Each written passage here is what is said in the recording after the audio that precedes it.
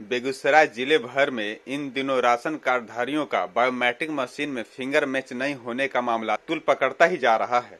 ताजा मामला बलिया प्रखंड क्षेत्र के बड़ी बलिया दक्षिणी पंचायत में देखने को मिला, जहां राजकुमार नामक डीलर के यहां करीब हजारों लोगों को बायोमेट्रिक मिलान नहीं होने के कारण राशन नहीं दिया गया।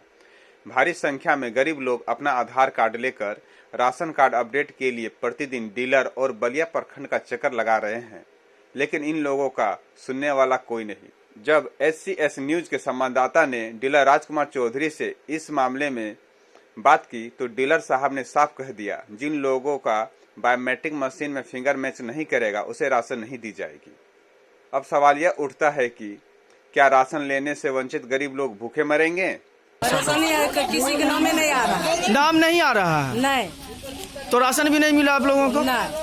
क्या बता रहे हैं डीलर साहब आपको? बोला फिंगर आएगा तब नाम आएगा तब नामे नहीं जुटा है। और तो राशन नहीं मिला आप लोग? नहीं। बोलिए, अभी जो है यहाँ पर राशन लेने के लिए जो लोग आए हुए हैं आपके ग्राम के, क्या परेशानी हो रही है उसमें? आप कभी सर्वर रहता है, कभी नहीं रहता है, लोग आता है लौट के चल जाता है। और सर्वर की परेशानी से लोगों को नहीं मिल पा रहा राशन।